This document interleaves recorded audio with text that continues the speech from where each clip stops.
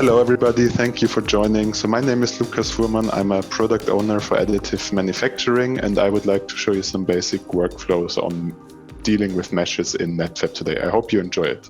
So before we start, just a little introduction from my side. So I'm responsible for all the workflows that cover the print preparation side as part of Fusion 360, but also as part of Autodesk Netfabb. And Netfabb is also the product we are going to focus on today. And so the contents of the presentation will be, why do we actually have to deal with meshes, or why do we care about meshes, and also what can go wrong with meshes. And then I would like to show you a bit of what Netfabb actually is and what it does, because it does a lot more than just prepare meshes, but it also covers the whole build preparation side for additive manufacturing or 3D printing. And then the rest of the presentation, I would actually like to jump into the software and show you 4 use cases of how to deal with a mesh and what can go wrong, but also what can you use to your advantage. And so we'll be going through the software and we'll be seeing what can happen and what tools we can provide you to actually make the best of it or add some value to your workflows there. So let's start with, why do we need meshes? So it's actually the status quo of the industry today is still that the mesh format, so either STL or one of the other formats, is the lowest common denominator representation for a 3D object. So of course you can have a very complicated CAD parametric file, but that then gives you compatibility issues, that gives you issues if you have designed it in software A, but you want to use it in software B and so on.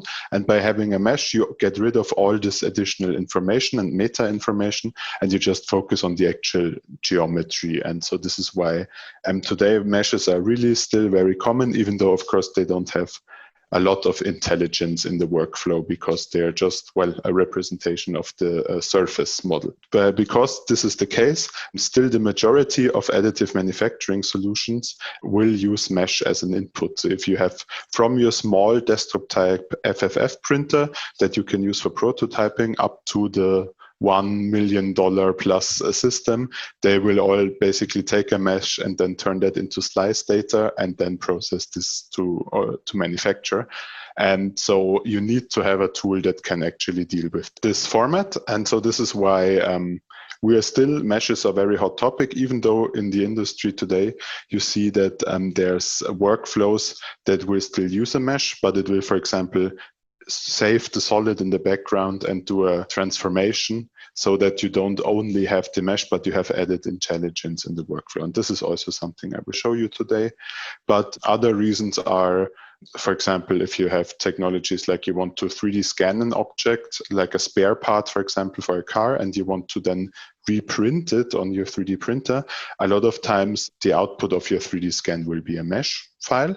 And it's also, as I say on the slide here, a rather messy mesh actually, because as you see in the image on the hand, it might pick up some particles in the air, it might not pick up on something, you might move your finger in this hand example, and this all leads to the mesh looking not very nice, and you need a way to rebuilding it into like a watertight manifold, and then you can go about printing that. And the same goes for topology optimization. If you look on the image on the bottom, if we do a topology optimization, then mainly you will have quite a jagged mesh, and you have to manually rebuild it and refine it so you can actually print and produce a high quality output. So this is why we need a mesh. And then quickly, what tool am I going to show you today that helps you get a nice mesh is Autodesk Netfabb. Autodesk Netfabb is in general a print preparation software that covers the entire end-to-end workflow. So you can go from your CAD part in this case, or your mesh, of course, you can load it in and you can go through all the steps described here on the slide to actually get a part out that's directly readable by the machine. So you really don't have to have another additional software. You have your design software or your scanner, for example, and you have your machine, and Netfabb bridges the gap between this design stage or creation stage of a 3D object to the actual physical object. And so part of this is not only, like I said, mesh healing capabilities, but we also have some design capabilities, as you can see in step number 2 for lattice optimization. So if I want to take a solid part, turn it into a lattice, I can do that. And we also have simulation capabilities. So if you print a part, let's say in metal additive and laser powder bed, and you want to know what is the residual stress in the part, how much will it distort, we can run an analysis and tell you that. And we also have tool pathing capabilities. Like I said, we can directly drive the machine from the software. Of course, that depends on your machine, but in a lot of cases we can. And yes, this is the tool. So you see, what I will show you today is actually only part 3 or step number 3, repair and edit. And you can see that it's only one tiny little piece of a whole lot more to see in this software. And there's also different levels of Netfabb. So you can get a copy of Netfabb for quite a low entry price where you only have these mesh capabilities to get a part ready. But of course, you can also get the high-end suite where you actually can do all the steps that I show you here in the workflow. But since today the topic is more about single part workflows, I will not go into great detail with this. Yeah, and then we are already at the demo part of the section. So you see I have prepared 3 or 4 common workflows, and I will just show you in the software what's important if you consider using additive manufacturing and where you need to watch out. So one will be, like I told you before, a scan where I need to be able to repair the scan so it will actually come out as a manifold and not as this jagged surface representation. Then the second one is I will actually load a CAD part that has been designed in a CAD system. You have to see that you also have to transfer it into a mesh, and then I will show you what added intelligence we can have if we have a CAD in the background. Then I have another part that we just have as a mesh, and it has some errors that we need to repair, and you will see we can do this automatically and also manually. And then, the second one belongs, the topology optimized one belongs to the scan. So there you will see that you can actually refine the mesh in certain areas if you want to. Yeah, so this is the user interface of the software. And first of all, what you're seeing here is you see there's different components. So one in the center is this box with the orange plate, and this is actually the representation of a machine. But because today we don't want to focus on singular machine workflows, but on a more common way of preparing the parts for any type of machine, I will not load one of these that you can see here on the side, but I will just go with this vanilla environment. And the first actual step that we have to do is, of course, to load a part. And so I will go on to add part here. And the first thing I will actually load is not an STL, so not a mesh, but a solid part, like a parasolid. And you can see here we can load in natively most common CAD formats that we have. But when I load this in, what will actually happen is it will still turn this into a mesh. And you can see it has now succeeded doing this. So you see I have X amount of triangles. It already shows me an indication that I have a good mesh quality as well. And I have some more information on size and so on. But if I now add this part, you can see that it has been turned into a mesh representation. But what's really important is that underneath this mesh representation, we still have the solid CAD body.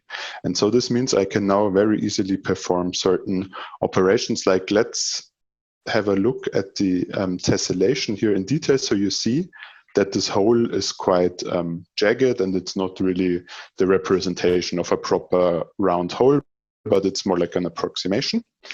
And this is, of course, on the one hand is good because if I have a lower mesh resolution, I will have quicker computation times, so I can perform operations quite easily and more quickly. But of course, if I want to print this part in most additive processes, the resolution is too low, so you will actually see the single triangles being printed. And so now what I can do is, because I have the CAD body underneath, I can basically just go to this tessellation setting here and say I go from a low accuracy, let's say, to a high accuracy. And now you see it has recalculated this area, and you see that the hole is now quite round. And also the rest of the part is obviously described by more triangles. What's also important here to notice that if you don't have a CAD solid body like I did, you would have to do this manually. So you would have to select the triangles and say, okay, let's reduce the number of triangles or increase it. But if the information that the hole is supposed to be round is lost, then you cannot get it back. So you would have to go back to your other design software, for example, and try and recreate the part in higher resolution. So this is already quite helpful, because at any step in the process, you can define the tessellation of your part. And that means if you need it to be lower, for maybe you just want to print a prototype and you want to do some quick computations, then you can have a low resolution. If you want to have it higher at any step in the process, you can just change the tessellation. And another thing that this will help you with is, of course, now the triangles are also grouped together. So not as in just a dump STL, I will call it. This triangle doesn't know that it belongs to the same surface as the triangle next to it. But here, because I have the cat body underneath, I can basically tell this triangle that this is the case. And then let's say if I do operation. So in this case, what I want to do is I want to quickly find the best orientation to print this in possible. And so what I do for this is I run a quick analysis. I give it some input parameters on, for example, where will I need support structures, what's the minimal hole size that I can print without supports, and it will show me different recommendations for orientations. And it will also show me a preview of the support structure, so the material that I need to basically hold the part in place, because I cannot just start in midair. And what you can see here is that here in this large cylinder, I now have a lot of supports in there. But for example, for a metal powder bed-based process, this will be a problem, because I have to repurpose or refinish this entire surface. And this will take quite a while, so it will keep someone quite busy, and it will take the time, the lead time away, or increase the lead time. So it will take me longer to get this part to my customer, because I have to spend a lot of time on finishing the surface here. And so what I could now ask the software is to only show me orientations where this cylinder does not have any support structures in there. And now if you only had a mesh like an STL, what you would have to do is you would have to take a brush like this, and you would have to start painting these surfaces like I do now here manually, and the triangles. And of course, for the cylinder, this is not a hard task to do. But if you imagine doing this for a more complex surface, this will take you a while, a few minutes. But in my case, because I have my CAD representation, I can just go to the face group selection, and with one click, I can just detect this as a surface, because as I told you before, the triangles are sorted in face groups now, and they know where they belong basically. And so now if I have this orientation, I can very easily search again for orientations, and it will basically only give me the ones where the cylinder stays free of any of the support material. So you see, this is a nice example of why having the combination of a mesh for the actual production need. So as we said, our processes and our machines need a mesh representation to be able to print the part is important, but you don't have to have all the downsides of the mesh, which is there's no intelligence, you don't have any information in it.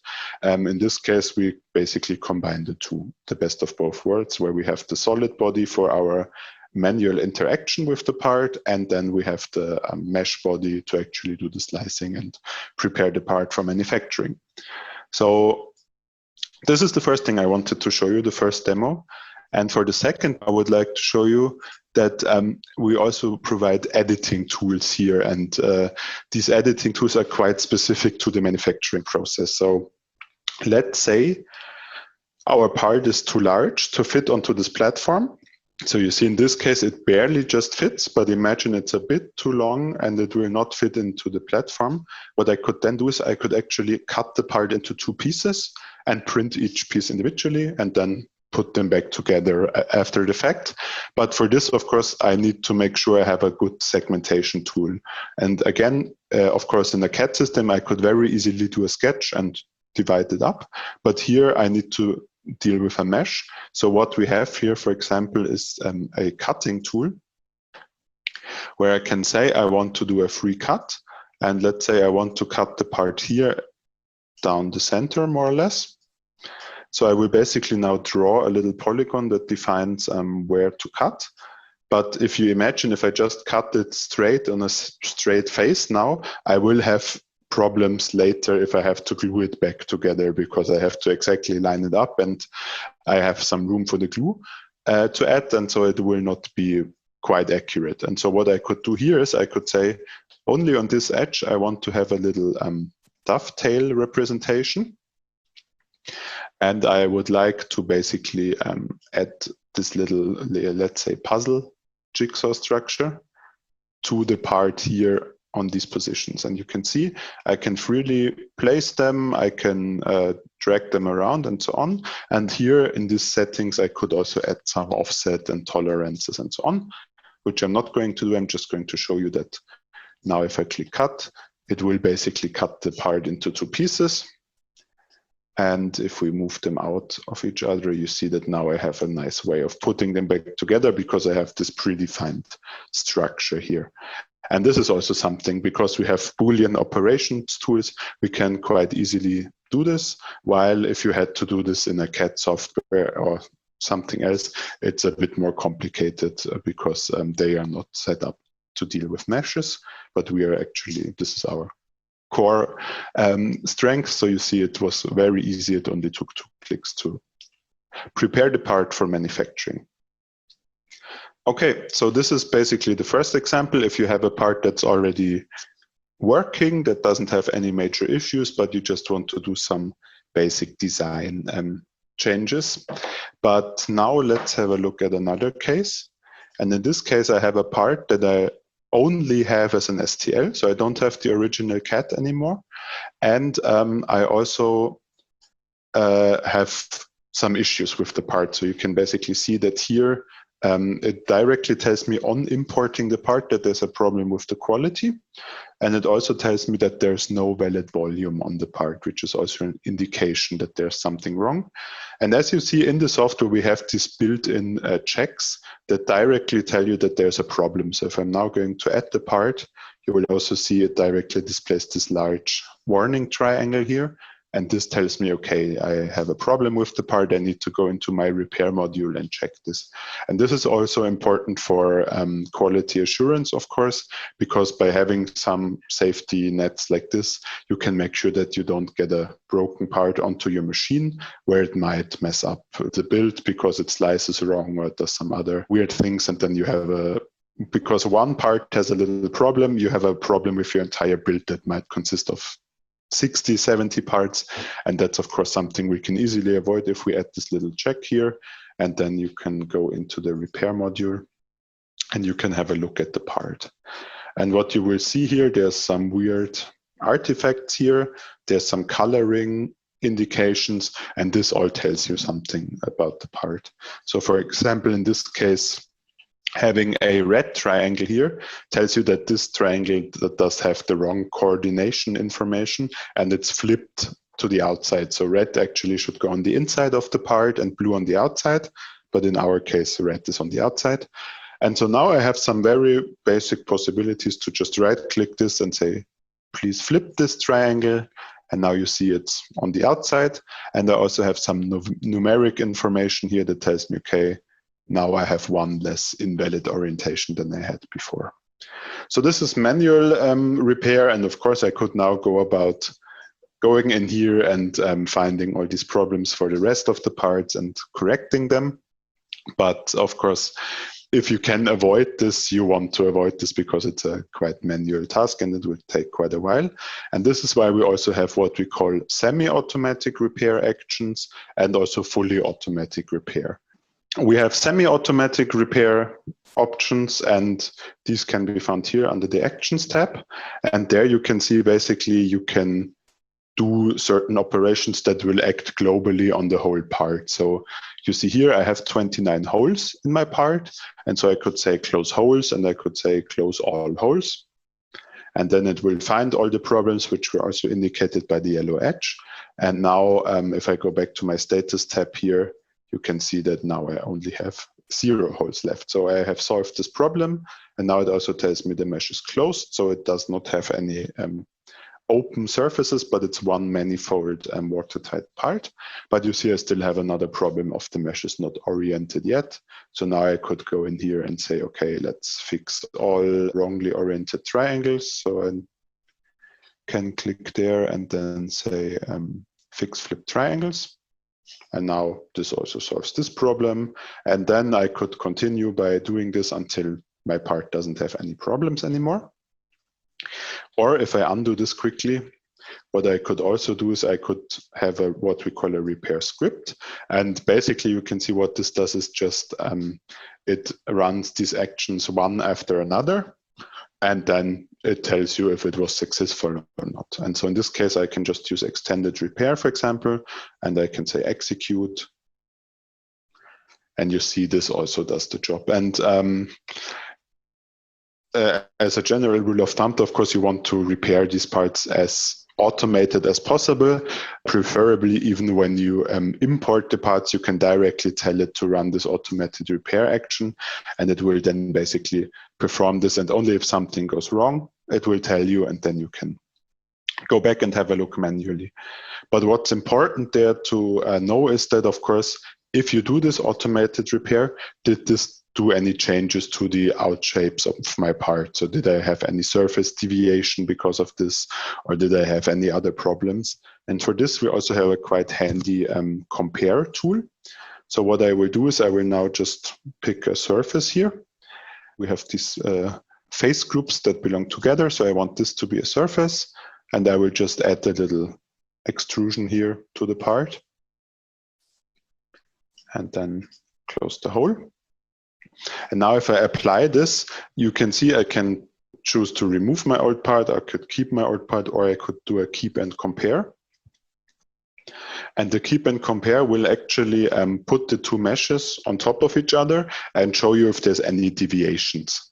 And so in my case, obviously I did this on purpose. So you see my automatic repair actions, they did not change the part, but my manual intervention here led to like a discrepancy of the original mesh and the repaired mesh. And this is quite a nice safety tool to quickly see if there's any problem that was caused by my actual repair. So not a problem that existed before, but because I ran the repair, did I change any out shape of the part? And you could also very easily extract a report that tells you this automatically. So then if you're looking into the more automated workflows, this will also help you because you have still your quality assurance, but you don't have to check every part one by one, but it will just give you a list of the parts that have been repaired, what action have been performed on them, and if there was something different after repairing or if it's still the same.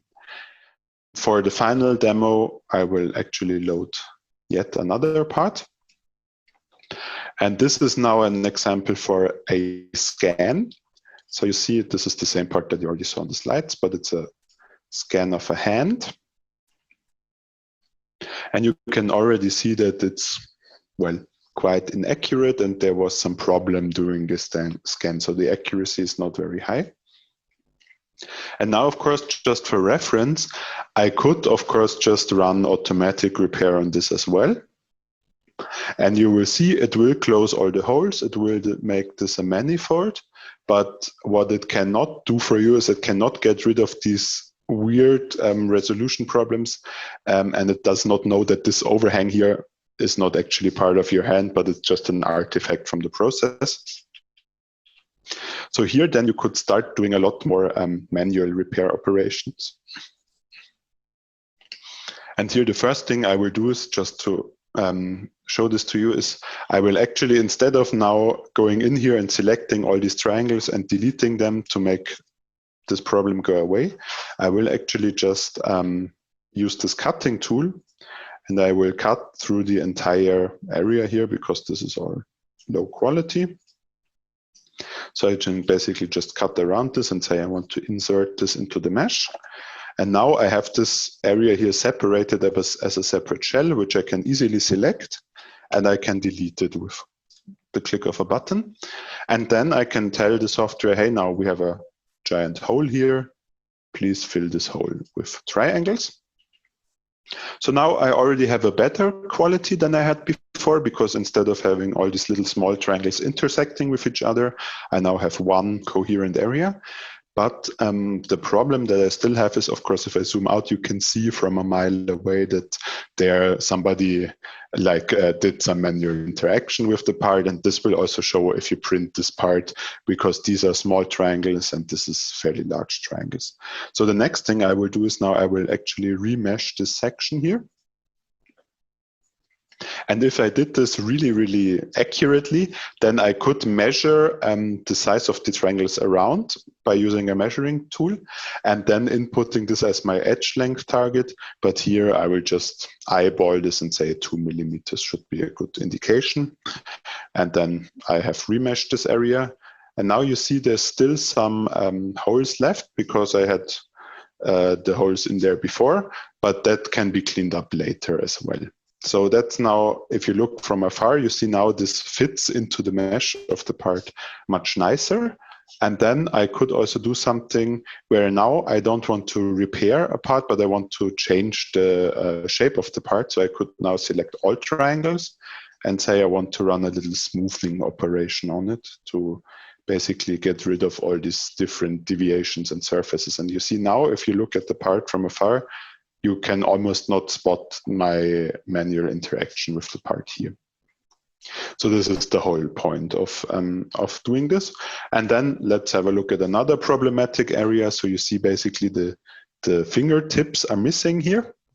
And now if let's say if I close this hole again, you see it has closed the hole, but it has done it basically more or less planar.